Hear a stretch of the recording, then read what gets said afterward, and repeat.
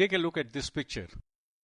The velocity of the plane relative to ground is equal to the velocity of the plane relative to air plus the velocity of the wind relative to ground. So this is the basic equation of relative velocity that we derived in the previous video. And the same equation can be used in some other situation also. For example, so here we have a boat which is moving at a velocity v relative to water, and the river water has a velocity of v relative to ground. So the boat's velocity relative to ground would be equal to vector sum of these two velocities. So we have a similar equation as the previous one, except for the subscripts. And the same equation can be used in another situation. For example, instead of a boat, you could have a swimmer crossing a river, in which case we could write velocity of the swimmer with respect to ground equal to velocity of the swimmer with respect to water plus the velocity of the river water itself. So you see there is a commonality in these scenarios. The commonality is that you are given velocity of an object, let's say a plane or swimmer or a boat, with respect to some medium like air or water, and you are also given the velocity of the medium itself with respect to ground. And by doing a vector sum of these two velocities, you can find out the velocity of the object with respect to ground. But now let me present to you a different scenario. Here in this picture you find car number 2 moving towards east at a velocity v2, and on this road there is another car which is moving at velocity v1. And now we are interested in finding out the velocity of this car, not relative to ground but relative to this car. So what is the physical meaning of this relative velocity? Well, the physical meaning of this relative velocity is as follows. Suppose you stand here on the ground. Suppose you stand here on the ground close to the intersection of these two roads, and what do you observe? You observe that this car number 2 is moving towards east at a velocity v2, and this car is moving towards northwest direction at a velocity v1, because these two velocities are relative to ground, and that is what you observe when you are standing on the ground. Next, you sit in this car number 2, and let us also imagine that there is a coordinate system attached to this car.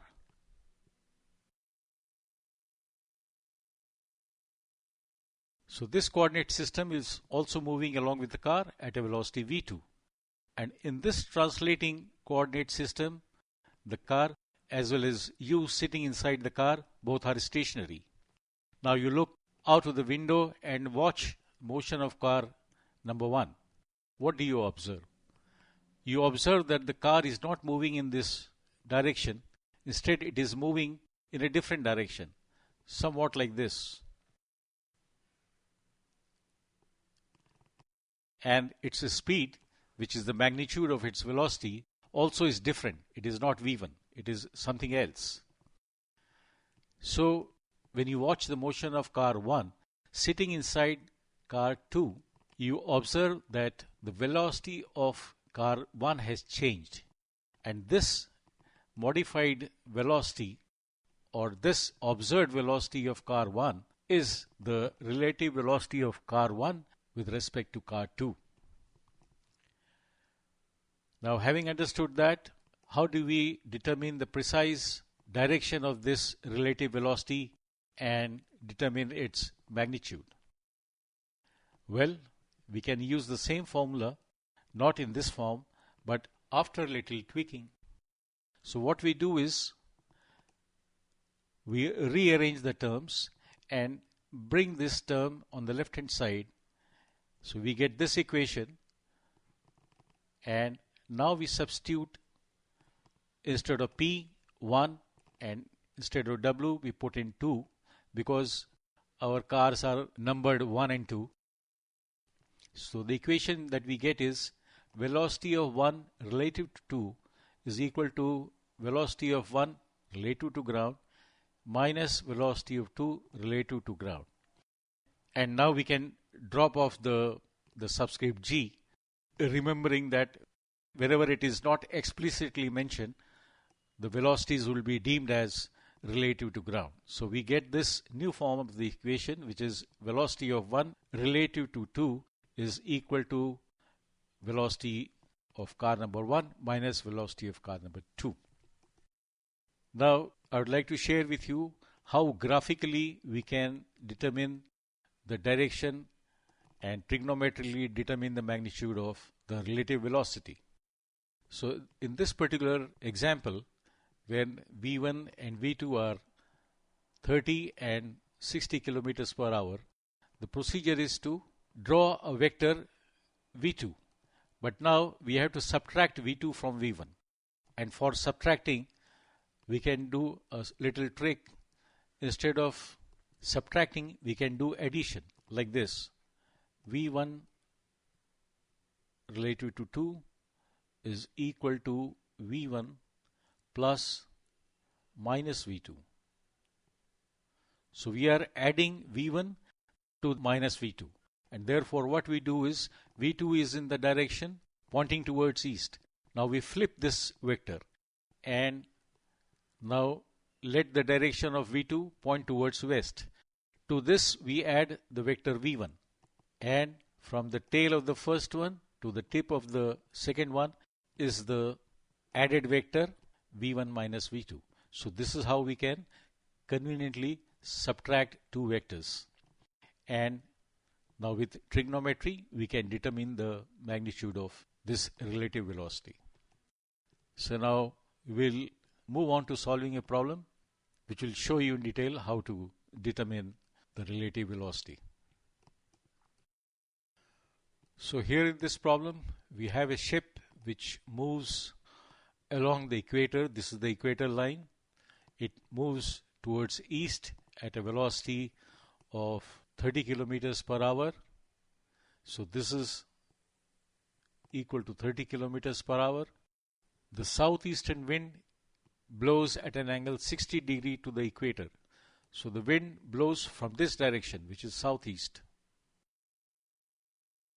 and it points toward northwest. This velocity is equal to 15 kilometers per hour. Now both these velocities are with respect to the equator line. That means we can consider these velocities as relative to ground or a fixed coordinate system. Now we have to find the wind velocity with respect to the ship which is moving towards east. So we first write the velocities of the ship and the wind in vector form. So velocity of the ship relative to ground is VOI, where VO is 30 kilometers per hour, and wind velocity relative to ground, or in other words relative to the equator line, is minus VW cos phi. VW is 15 kilometers and phi is 60 degrees, plus VW sin phi. These are the two components along the two axes, two orthogonal axes. Now, in order to find the relative velocity of the wind with respect to the ship, we have to subtract this vector from this vector. So this is the relative velocity vector, which is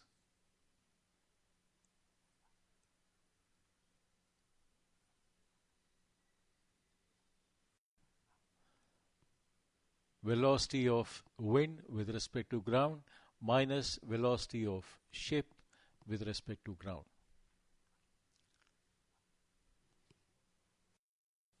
We substitute these expressions in this equation and we get this here. We simplify and club the I and j components here.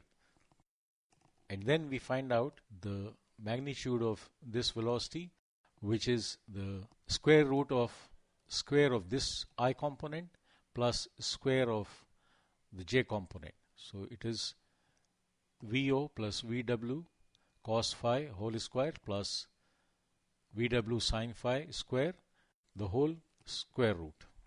So we expand this here in this equation, and knowing the trigonometric identity that cos square phi plus sin square phi is 1, we get this term here, plus this 2 get added to give VW square. We plug in the numbers here to get the magnitude of the wind velocity with respect to ship as 40 kilometers per hour. Now we have to find the angle alpha, which is the angle between the wind direction and equator line relative to the ship. So tan alpha would be this divided by this distance. Now how much is this? This is the hypotenuse times sin phi. So VW sin phi divided by, on the denominator will be this length, which is VW cos phi, plus the ship's velocity, which is VO.